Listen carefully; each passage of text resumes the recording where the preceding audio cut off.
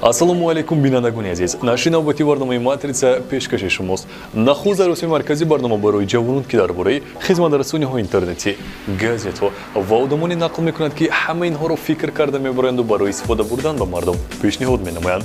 Дар студии бо шумо Илҳом Бубоев. Хотиррасон мешавем ки ҳамкори барномаи матрица ин ширкати Tcell аст. Ширкати Tcell баҳри муштариён басаи муфиди интернети G+-ро пешниҳод менамад. ҳангоми пайвастмондани басаи G+ ба шумо 2 маротиба бештар трафики интернети бо ҳамон нарх пешниҳод мекардад. Актан трафик дар басо бошо бурӯз баробар тақсим карда шуданд. Яъне ҳангоми пайвастмондани басаи G+ 2000 1000 мегабайт рӯзона ва 1000 мегабайт шабона интернет пешниҳод мегардад. Бо Tcell бохсам бештар интернети баландсурат. имрӯз дар матрица Kipix фотопринтери хурд бидуни батарея, семинари ҷумҳуриявии технологӣ дар шаҳри Бухтар, замимаҳои муфид барои смартфони шумо. Бо матрица меша огоҳ ва доимо дар тренд бошед. эҳтиёт бошед. Замимаи хабари Google News барои Android метавонад гигабайтҳои трафики мобилиро фурӯ барад. тахмин меравад ки бо сабаби ин иштибоҳ замима ба реҷаи загружат по Wi-Fi нигоҳ накарда маълумотҳоро ҷамъ менамудааст ва дар ин ҳангом шумо гигабайтҳои зиёди худро аз даст медиҳед. Яке аз беморхонаи шаҳри Даллас ки дар Иёлоти Муттаҳидаи Амрико қарор дорад, ба таҷрибаи пилотӣ ба роботи ёрдамчӣ розигӣ дод ки ба кори ҳамшираҳо кӯмак расонад. Дӯстон, мехоҳед бештар аз олами хайтек огаҳӣ пайдо намоед? Пас марҳамат ба медиапортали мо бахши матрица ки бо ҳамкори ширкати Tcell таъсис дода шудааст. Хабарҳои тозаву ҷӯлиб аз олами хайтек ҳама рӯза дар ин сомона нашр мегардад. Хонед, лайк гузоред, ба ёру дӯстонатонро равона созед. Бо матрица ҳамеша огоҳ ва доимо дар тренд бошед.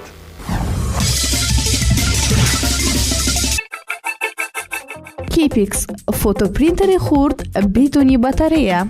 Томи ширкати истеҳсолгари бозичаҳои бачагона барои смартфонҳо принтери фавриро баровард. Назар ба принтерҳои мобилӣ дар бозор буда, Kipix бе истифодаи батарея фаъол шуда, онро истифодабаранда идора мекунад. Принтер плёнкаи маъмулии Fujifilm Inkjet Miniро истифода мебарад. Принтерҳои фаврӣ бо шарофати зиёдшавии чопи суратҳои мобилӣ маъруф гардидаанд. ҳарчанд дар бозор ҳоло бисёр принтерҳои мобилӣ дида мешаванд, бисёрии онҳо ҳатман аз батарея кор мекунад ки нерӯгирии доимиро талаб менамояд. Kipix назар ба рақибонаш на танҳо аз батарея, балки аз Wi-Fi, Bluetooth ва дигар шабакаҳо низ истифода намебарад. барои чопи сурат истифодабаранда бояд смартфони худро дар таҷҳизот ҷойгир кунад. акси фаврӣ аз дастгоҳ чун аз аксгирии полароид мебарояд. баъд аз чанд лаҳза дар коғаз сурат пайдо мешавад. принтер имкони чопи аксҳои андозааш то андозаи плёнкаи Inkjet-ро чоп карда метавонад. таҷҳизот дар Amazon ва дигар бозорҳои онлайнӣ бо нархи $40 дастрас мебошад. замимаи Google иштибоҳан гигабайтҳои зиёдро мехӯрад. замимаи хабари Google News барои Android метавонад гигабайтҳои трафики мобилиро фурӯ барад. тахмин меравад ки бо сабаби ин иштибоҳ замима ба реҷаи загружаит по Wi-Fi нигоҳ накарда маълумотро беист ҷамъ менамояд. яке аз иштирокчиёни форуми дастгирии Google News Help Forum замима дар 3 гигабайт интернетро гум кард. дигаре бошад зиёда аз 7 гигабайт дар як шаб. Google News тасодуфан бе иҷозати истифодабаранда маълумотҳои калонро истифода мебарад. хабар дод як истифодабаранда ба сомонаи The Verge замима зиёда аз 12 гигабайти моро сӯзонид вақте ман хоб будам. дар натиҷа ман $75 зиён дидам. дар форуми Google шикоятҳо ҳанӯз охири моҳи июн оғоз шуда буданд. моҳи сентябр бошад модератор хабар дод ки ширкат аз ин ҳолат бохабар аст ва роҳҳои ҳалли онро меҷӯяд. ба ҳамаи ин нигоҳ накарда иштибоҳ то ҳол ҳал нашудааст. истифодабарандагоне ки ба ин гуна иштибоҳ дучор мешаванд метавонад ин замимаро умуман аз таҷҳизоташон дур пароканда кунанд. роботи доно ба ҳамшираҳои серкор ёрӣ мерасонад. беморхонаи Texas Health Presbyterian Hospital ки дар Далласи Иёлоти Муттаҳидаи Амрико қарор дорад, ба таҷрибаи пилотӣ бо робот ёрдамчӣ розигӣ дод ки ба кори ҳамшираҳо кӯмак расонад. Moxi чунин ном дорад роботи ширкати Diligent Robotics ки ба дастгирии ҷисмонӣ ва роҳонии ҳамшираҳои серкор пешбинӣ шудааст. мутаассифона ба Moxi иҷозати сӯзанзанӣ дода намешавад. вай танҳо барои ба тартиб даровардани палатаҳо, ҷамъ намудани партовҳо кӯмак мерасонад. Moxi бо камераи лидер муҷаҳҳаз мебошад ки масоҳатро то дилхоҳ предмет муайян мекунад. робот он предметҳоро ба махсус халта ҷамъ менамояд. ҳатто дар роҳравҳои танг робот метавонад оҳиста ба касе халал нарасонида гузарад. инчунин Moxi метавонад эҳсосоти худро нишон дода сарашро ҷунбонад.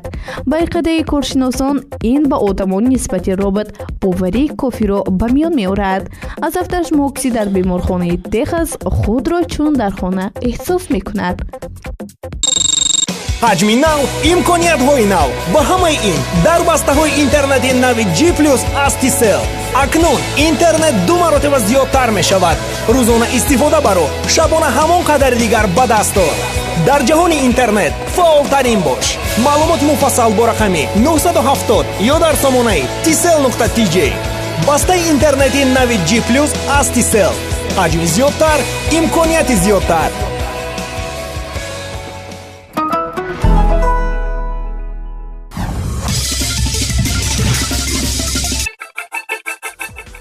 дар смартфонҳои истифодабарандаи муқаррарӣ даҳҳо замимоҳҳои ҳастанд ки шояд аз онҳо мо истифода намебарем.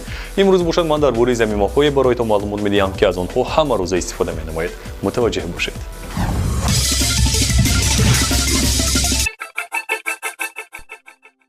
Начнем с приложения Snapseed. Это бесплатный мобильный фоторедактор от Google, который сочетает в себе как простые функции для новичков, так и более сложные для профессионалов. Запустим его. На экране сразу же появится окно, которое предлагает нам открыть фотографию. При первом запуске приложение попросит доступ к памяти телефона. Выдаем ему разрешение и выбираем фото, которое хотим отредактировать. В появившемся нижнем меню мы можем видеть 3 пункта: стили, инструменты, а также экспорт. Рассмотрим их по очереди. Стили. На выбор есть много различных вариантов, так что каждый найдет что-нибудь подходящее для себя.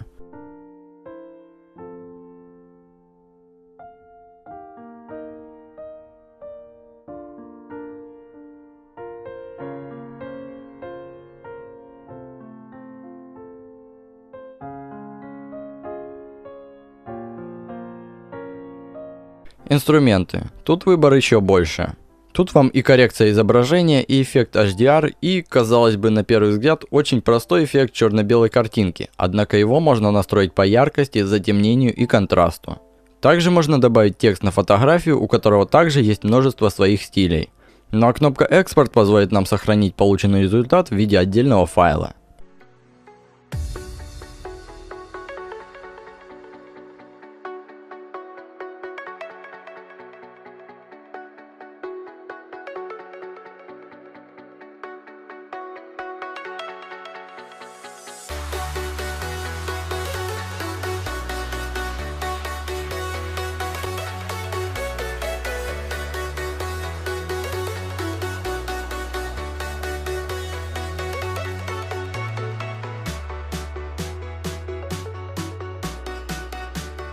Еще в этом приложении мне очень понравилось полное отсутствие рекламы.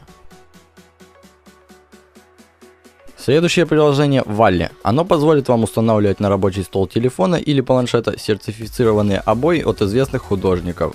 Интерфейс приложения максимально простой и понятный. Нажав на кнопку «Популярное», вы можете посмотреть, какие обои больше всего понравились пользователям данного приложения. Вкладка «Последняя» покажет самые свежие обои, которые недавно появились в приложении. Ну и вкладка «Избранные» подберет вам обои, исходя из ваших предпочтений.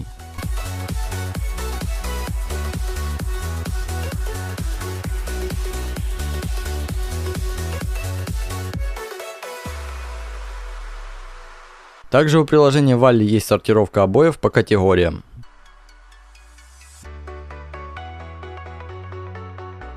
Ну а если вам понравился один из авторов, вы без проблем можете посмотреть все его работы и даже подписаться на обновление его профиля. Когда вы выбрали подходящие для вас обои, нажмите «Установить обои», и тогда они появятся на рабочем столе. А если вы просто хотите сохранить обои, не устанавливая их, воспользуйтесь кнопкой «Скачать».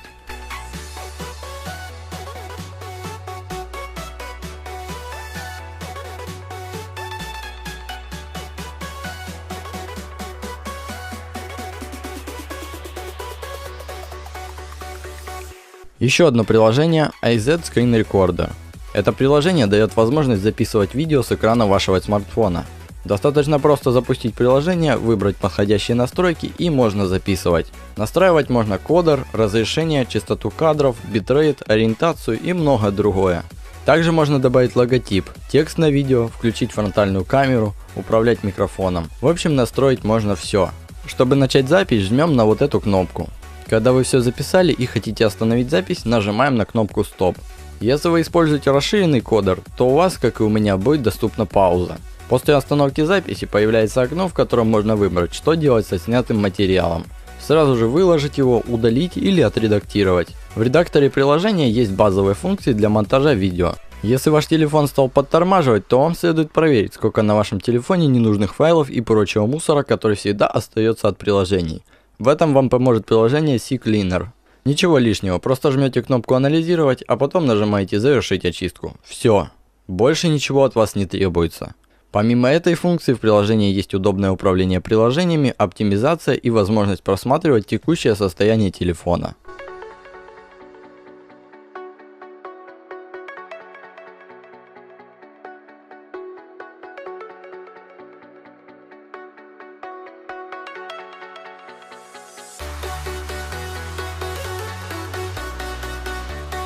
Ну и последнее приложение, о котором я бы хотел рассказать в этом видео, это KineMaster. Сразу скажу, что этот видеоредактор бесплатный, однако взамен он размещает на вашем видео свой водяной знак. Чтобы его отключить, нужно заплатить за подписку на месяц или на год. В приложении можно обрезать видео, перемещать их по дорожке, настраивать время отображения фотографий и эффекты переходов, накладывать собственную музыку или голос и даже работать со слоями изображений. Все эти функции приложения снабжены максимально понятным и красивым интерфейсом, так что запутаться в нем будет очень трудно.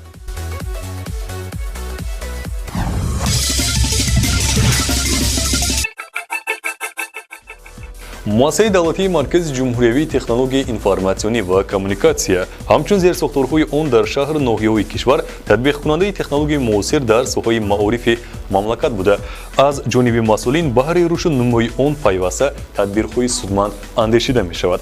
муфассал дар навори ҳамкоронамон аз телевизиони Қурғонтепа.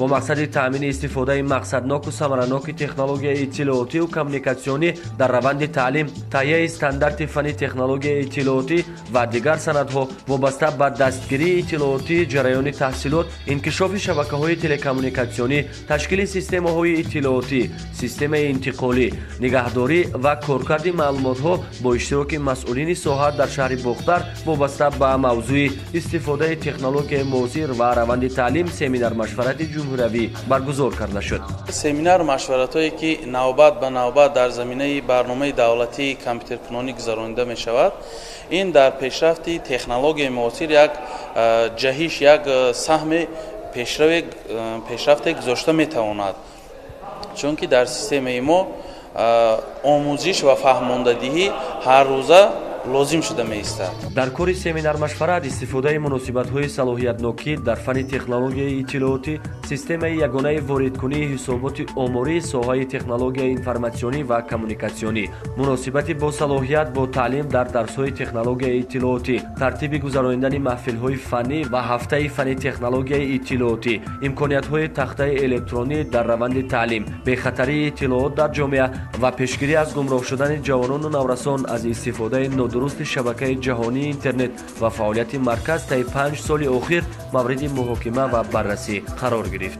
برنامه نو از 29 سپتامبر سال 2017 تحت رقم 443 درباره عملی گرداندن تکنولوژی اطلاعاتی کمیونیکاسیونی در مؤسسه تحصیلات عمومی جمهوری تاجیکستان بازار سالهای 2018 و 2022 تهیه و تصدیق گردید دسترسی مؤسسه تعلیمی گردانده شد و هدف اساسی این برنامه نیز در عمل تطبیق نمودن истифодабари технологияи муосир дар раванди таълим мебошад. сол то сол бо пешрафти илму технология талабот ба мутахассисони соҳиби истеъдод дар бозори меҳнат зиёд мегардад. марказҳои технология информатсионӣ ва коммуникатсия дар шаҳру ноҳияҳои кишвар дар самти ҷалби ҳарчи бештари ҷавонону наврасон ба омӯхтани технологияҳои инноватсионӣ саҳм гузошта баҳри муаррифии истеъдодҳои нав пайваста чунин тадбирҳои судмандро роҳандозӣ менамоянд. тибқи иттилои масъулини маркази ҷумҳуравии технологияи информатсионӣ ва коммуникатсия айни замон дар 13525 муассисаи таълимии кишвар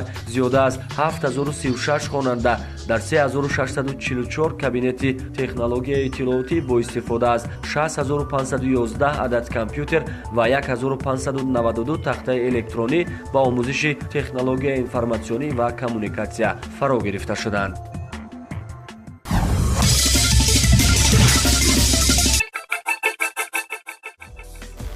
дӯстони арҷуманд, дар ҳаминҷо барномаи матриса ба поён мерасад. агар шумо чизеро нафаҳмед ва онро ба смартфонатон сабт карда натавонистед роҳ афтода нашавед, ҳамаи маълумотро шумо метавонед дар медиапортали тирозбахши матриса ки бо ҳамкории ширкати сел таъсис шудааст гиред ва ё хонед. бори дигар хотиррасон мешавем ки ҳамкори барномаи матриса ин ширкати тисел аст. ширкати тисел баҳри муштариён васаи муфиди интернети G+ро пешниҳод менамояд. ҳангоми пайваст мудани бастаи G+ бо шумо 2 маротиба бештар трафики интернети бо ҳамон нарх пешниҳод мегардад. бо тисел боз ҳам бештар интернети баландсурат. нашри нави барномаи матрисаро шумо метавонед танҳо пас аз як ҳафта дар ҳамин рӯз ва дар ҳамин вақту соат тамошо намоед. бо шумо будам рови барнома Илҳом Бобоев. то барномаи навбатӣ хайр.